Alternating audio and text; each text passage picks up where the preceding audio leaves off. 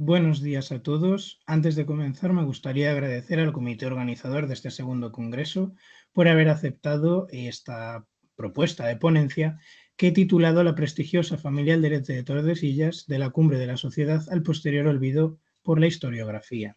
Para ello haremos un repaso en 4 puntos principales, comenzando por una breve introducción, para continuar por un estudio de los orígenes, la heráldica y las posesiones de esta familia. A continuación, se repasará la sucesión genealógica entre el siglo XV y finales del XVI y, por último, extraeremos una serie de conclusiones. Comenzando por esta breve introducción, pues he querido iniciar presentando el motivo por el cual he presentado este trabajo. Y es que en mi trabajo de fin de máster me centré en esta capilla que se ve en imagen, que es la capilla de la familia Alderete. En esta investigación me centraba sobre todo en cuestiones relativas a aspectos histórico-artísticos, pero dejaba un poco más de lado cuestiones relativas al linaje que comisionó la obra de arte, y por tanto decidí profundizar un poco más en la familia, y el resultado de esta profundización es este estudio que estoy presentando actualmente. Para entender esta familia, la familia de los Alderete en Tordesillas, la primera referencia que nos habla sobre los orígenes del linaje es el Diccionario Histórico, Genealógico y Heráldico de las Familias Ilustres de la Monarquía Española de Luis Vilar y Pascual, publicado en 1859. En este escrito, el autor lo que nos dice es que los Alderete tuvieron su origen en la ciudad de Oviedo, cuando el conde don Alderedo de León fundó su casa y solar en el entorno de dicha ciudad, aproximadamente en el siglo VIII. Será 2 siglos después, en el siglo X, cuando con la repoblación el rey Alfonso III entregue parte del término municipal de Tordesillas a sus hombres de confianza, y a partir de ese momento se podría considerar que los Alderete pudieron llegar, aunque no tenemos referencias concretas de cuándo fue el momento exacto en el que llegaron. Pero se tienen noticias ya en el siglo XII y XIII de que formaban parte del concejo de la villa, siendo regidores junto con otra familia de gran importancia con la que acabarán entroncando, que son los Cepeda. Pasando a la heráldica, lo que podemos ver es un blasón que, como se ve en pantalla, cuenta con una cruz flordelisada sobre campo de gules, rodeada de una bordura de azul, con 6 flores de lis de oro.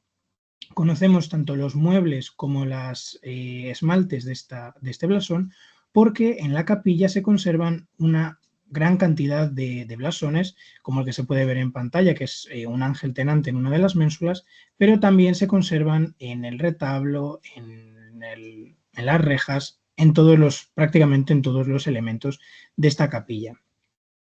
En cuanto a las posesiones que tuvieron en Tordesillas y en su entorno, pues destacar en primer lugar tanto la capilla como el palacio, pero son bastante más interesantes todas las tierras y juros de heredad que poseyeron tanto en los entornos de Tordesillas como de otras ciudades de gran importancia. En primer lugar, habría que hablar de un juro de heredad en Villalar, que se incorpora al patrimonio familiar en torno al año 1500. En segundo lugar, se podría destacar toda una serie de tierras en municipios próximos tanto a Tordesillas como a Zamora, como pueden ser Pollos, Villavieja del Cerro, Matilla de los Caños, Pedrosa del Rey, Arenillas, Bercero o Zofraguilla. Y de este último asentamiento todavía se conservan las ruinas de las aceñas que llegaron a existir en este emplazamiento. Asimismo, en un inventario de bienes que se conservan en el Archivo Histórico Provincial de Valladolid, se hace referencia a una hacienda en Salamanca que nos indicaría que también poseyeron tierras en la capital salmantina. Y por último, se indica que este linaje fue uno de los señores del lugar de Herreros, que está muy próximo a Zofraguilla, del emplazamiento del que ya hemos hablado, y que dista a pocos kilómetros de Tordesillas. Pasando ya a la sucesión genealógica, lo que vamos a ir haciendo es, a partir de este árbol genealógico, ir viendo cada una de las ramas para entender un poco mejor cómo es la sucesión genealógica dentro de este linaje.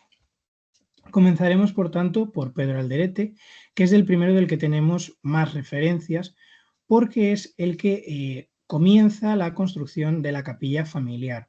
De él sabemos que fue hijo de Pedro González Alderete, que fue regidor de Tordesillas, y él mismo también llegó a ocupar este cargo en el concejo de la villa. Pero también sabemos que fue miembro de la Orden de Santiago y al menos desde 1491 fue comendador de la orden, pero no sabemos muy bien dónde se situaba su encomienda. Por su testamento sabemos que tuvo 2 hermanos varones llamados Cristóbal y el bachiller Alderete y 4 hermanas llamadas Isabel, Teresa, Beatriz y Elvira. Casó también con Isabel Palomeque, pero por su testamento podemos intuir que no llegaron a tener descendencia porque no aparece mencionado ninguno de sus hijos.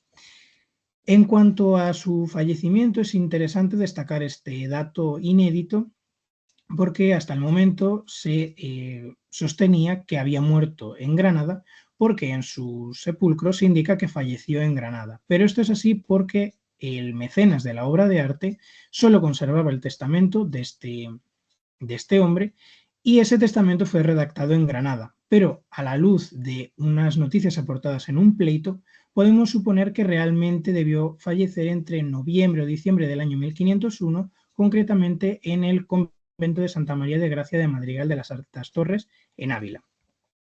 A su muerte, el comendador Alderete va a legar todos sus bienes a su mujer y ordena la continuación de la construcción de la capilla a su primo, llamado Rodrigo Alderete, que era, por tanto, hijo de un tío de Pedro Alderete.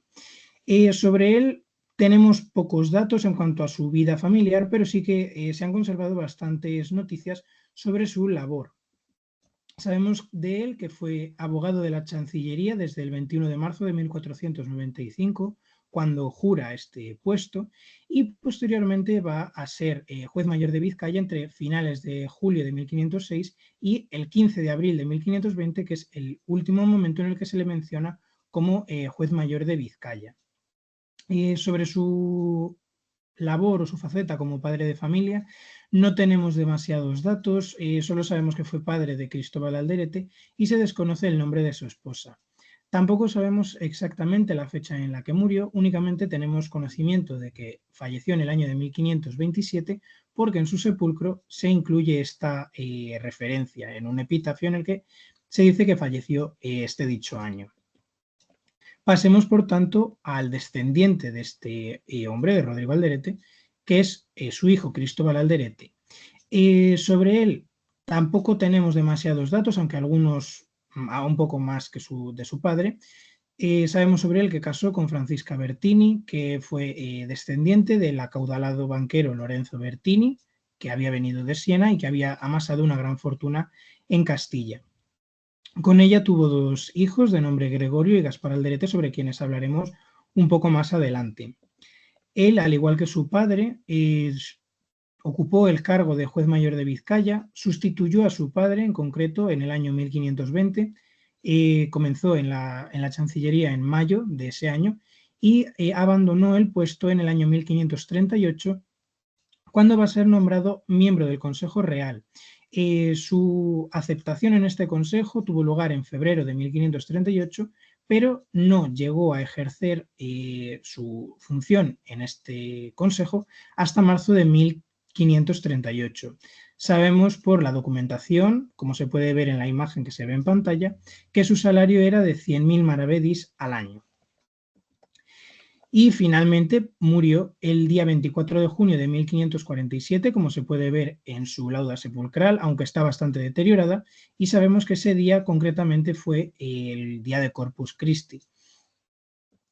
Tuvo un hijo, como ya hemos indicado, llamado Gregorio Alderete, que sobre él sabemos que fue continuo de la Casa Real al menos desde octubre de 1541. Se le menciona tanto en la documentación en la que se habla sobre él, y también en la que se habla sobre su padre, porque se dice que fue junto a su padre a un viaje a Navarra. Pero su labor en el entorno de la Casa Real duró poco tiempo, porque el 18 de octubre de 1542 había fallecido ya, como pone de manifiesto esta noticia que se puede leer en pantalla, en la que uno de los testigos del fallecimiento de este hombre dice que estuvo presente al fallecimiento de Gregorio Alderete. Por tanto, sobre él tampoco tenemos demasiados datos, pero en contrapartida de su hermano Gaspar Alderete tenemos mucha más información. Sabemos también que fue hijo de Cristóbal Alderete y Francisca Bertini y que fue aceptado como miembro del Palacio de Juana I, al menos desde diciembre de 1542. La fecha la conocemos por una noticia que se conserva en el Archivo General de Simancas y además en el inventario de sus bienes se indica que poseía una cédula por la cual el emperador lo había nombrado continuo de su palacio. Asimismo, también sabemos que fue repostero en la capilla del Palacio de Juana, por lo tanto, tenía una estrecha vinculación con la Casa Real. Casó con Ana Girón y con ella tuvo dos descendientes, llamados Cristóbal y Gregorio Alderete Girón. Del primero apenas tenemos noticias porque solo sabemos que casó con una dama llamada Inés de Castilla y que tanto él como ella ya habían muerto en 1577. De él sabemos que falleció concretamente el 15 de enero porque se conserva su lápida en la capilla familiar. Y de Gregorio Alderete Girón hablaremos más adelante. Tras la muerte de su primera esposa, de Ana Girón, en octubre de 1550, Gaspar Alderete casará de nuevo en 1587 con Marina de Cárdenas y Bazán, que siempre aparece mencionada como su viuda porque todas las noticias que tenemos sobre ella son de 1590, cuando él ya había fallecido. Concretamente, sabemos que murió el día 30 de marzo de 1590 porque en el inventario de sus bienes se nos indica claramente que fue este día. La hija de Gaspar Alderete fue su heredera y sucesora, y esta hija era Gregoria Alderete Girón, que como ya hemos mencionado anteriormente, fue hija de Gaspar Alderete y de su primera esposa, Ana Girón. Sobre ella, aparte de saber que fue la universal heredera de los bienes de su padre, tenemos conocimiento que casó con Luis Vázquez de Cepeda, perteneciente a esta familia de la que ya he hablado anteriormente, que era de las más importantes de la villa.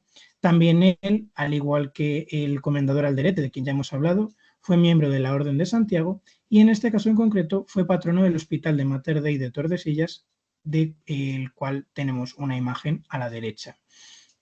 Sabemos también que ambos, tanto Gregorio Alderete Girón como Luis Vázquez de Cepeda, habían fallecido el 24 de mayo de 1596 porque en un pleito que sostienen sus hijos aparecen junto a sus curadores, a sus tutores, y se nos indica que ellos ya habían muerto. Por tanto, sabemos tanto su fecha de fallecimiento aproximada, como que tuvieron tres descendientes de nombre Juana, Luis y Gaspar Vázquez de Cepeda y Alderete. Este último, Gaspar Vázquez de Cepeda y Alderete, fue el heredero del mayorazgo de los Alderete, pero por razones de tiempo y también para no alargar demasiado la investigación y para fijar una horquilla en la cual centrarnos, he decidido terminar aquí la investigación de momento.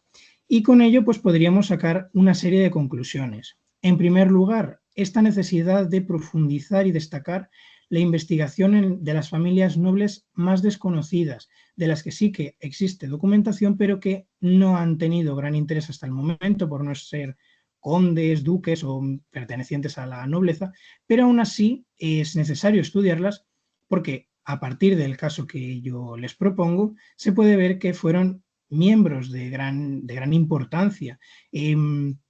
A pesar de que la familia Alderete apenas haya sido estudiada hasta el momento, jugó un papel importantísimo entre los siglos XV y XVI, como ya hemos visto.